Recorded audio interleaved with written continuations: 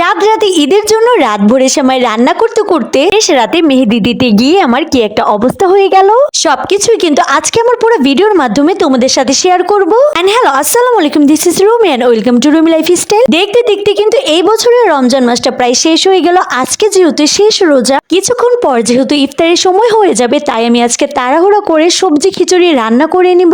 সবজি খিচুড়ি রান্না করার জন্য কিন্তু আমি সব ধরনের সবজি থেকে অল্প অল্প করে কিন্তু কেটে নিচ্ছি। আমার কাছে কিন্তু সবজি খিচুড়ি দিয়ে শুটকির ভর্তা খেতে অনেক ভালো লাগে। এর জন্য কিন্তু ফ্রিজ খুলে আমি শুটকির ভর্তা বানানোর জন্য কিন্তু আমি কয়েকটা শুটকি নিয়ে নিব। আমার মা কোথাও ঘুরতে গেলে আর কিছু কিনে আনুক বা না আনুক, ব্যাগ ভর্তি করে কিন্তু অনেকগুলো করে শুটকি কিনে আনে। আমাদের বাসায় সবাই কিন্তু শুটকি খেতে অনেক বেশি পছন্দ করে। এর জন্য কিন্তু আমার মা কোথাও গেলে শুটকি অনেক বেশি করে কিনে আনে। এইদিকে আমার কিন্তু মুরগি ভুনাটা হয়ে গিয়েছে। এখন আমি সবজি খিচুড়িতে কিন্তু মুরগি ভুনাটা ঢেলে দিব। সবজি খিচুড়িতে কেটে রাখা কাঁচা আম কিন্তু আমি দিয়ে দিয়েছি। খিচুড়িতে কাঁচা আম দেওয়ার কারণে কিন্তু খেতে অনেক বেশি মজা লাগবে। শুটকির ভর্তা কাঁচা পেঁয়াজ দিয়ে বানালে খিচুড়ির সাথে খেতে কিন্তু অনেক বেশি ভালো লাগে। এইদিকে আমার সবজি খিচুড়ি রান্না কিন্তু শেষ হয়ে গিয়েছে। আজকে শেষ ইফতারে কিন্তু আমরা সবজি খিচুড়ি আর ভর্তা দিয়ে ইফতার করব। ইফতার করে কিছুক্ষণ শুয়ে থাকার পরে এখন কিন্তু আমি রান্নাঘরে চলে এসেছি। কালকে যেহেতু ঈদের জন্য কিন্তু এখন থেকে আমি সেমাই রান্না করা শুরু করে দিব। আজকে সকালে মা ঈদের বাজার করতে গিয়ে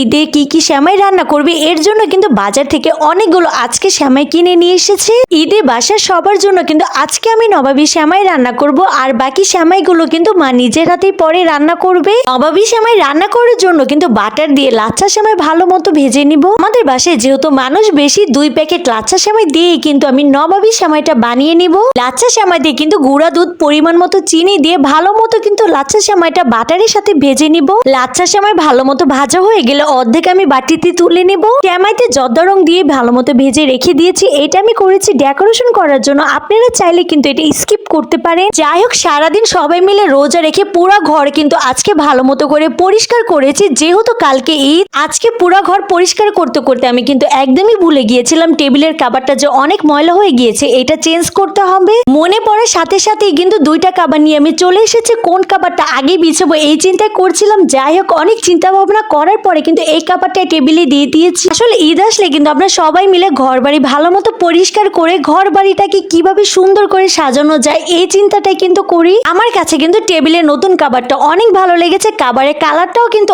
অনেক সুন্দর। টেবিলের পুরান কাভার উঠানোর পরে আজকে নতুন কাভার বিছানোর পরে কিন্তু আমাদের ঘরের পুরো লুকটাই আজকে চেঞ্জ হয়ে গিয়েছে। সেমাইগুলো ঠান্ডা হয়ে গেলে একটি কাচের পাত্রে আমি সুন্দর মতো করে সেমাইগুলো সাজিয়ে নিব। এইদিকে আমি আবার বাটার দিয়ে কুচি করে কেটে রাখা বাদামগুলো কিন্তু ভালো মতো করে বাটার দিয়ে ভেজে নিব। আমি কিন্তু 2 প্যাকেট লাচ্ছা সেমাই দিয়ে নবাবী সেমাইটা রান্না করব। এর জন্য কিন্তু আমি 1 কেজি দুধ ঢেলে নিয়েছি। দুধটা চুলায় দেওয়ার আগেই কিন্তু আমি দুধের ভিতরে custard powder, cornflour, condense milk সবকিছু কিন্তু আমি পরিমাণ মতো করে দিয়ে দিয়েছি। নবাবী সেমাইতে আরেকটু স্বাদ বাড়ানোর জন্য কিন্তু আমি ডানোর ফুল ক্রিম কিন্তু আমি দুধে দিয়ে দিয়েছি। পরিমাণ মতো চিনি দিয়ে কিন্তু আমি তারপরে চুলায় বসিয়ে দিয়েছি। দুধটা 3-4 মিনিট ভালো মতো করে জাল দেওয়ার পরে একটু ঘন হয়ে গেলেই কিন্তু পরে নামিয়ে ফেলতে হবে। দুধটা ঠান্ডা হয়ে গেলে আস্তে আস্তে করে সেমাইয়ের উপরে পুরোটা ঢেলে দিতে হবে। বাকি সেমাইগুলো উপরে লেয়ারের মতো করে দিয়ে দিতে হবে। আটা দিয়ে ভেজে রাখা বাদাম কুচিগুলো কিন্তু আমি সেমাইয়ের উপরে দিয়ে দিয়েছি। আগে কখনোই কিন্তু আমি নবাবী সেমাই রান্না করিনি। আজকে কিন্তু প্রথম আমি নবাবী সেমাইটা রান্না করেছি। জানি না কেমন হয়েছে, কালকে খাওয়ার পরেই কিন্তু বোঝা যাবে নবাবী সেমাই রান্নাটা আসলে কেমন হয়েছে। আজকে সেমাই রান্না করতে করতে এত রাত হয়ে গিয়েছে, মেয়েকে মেহেদি দেওয়ার পরে নিজের আর মেহেদি দিতে একদমই ভালো লাগছে না, কারণ আমার অনেক ঘুমে ধরেছে। আজকে কিন্তু ভিডিওটা এই পর্যন্তই শেষ। আমার পক্ষ থেকে সবাইকে জানাই Eid Mubarak. Thanks for watching. আল্লাহ হাফিজ, বাই বাই।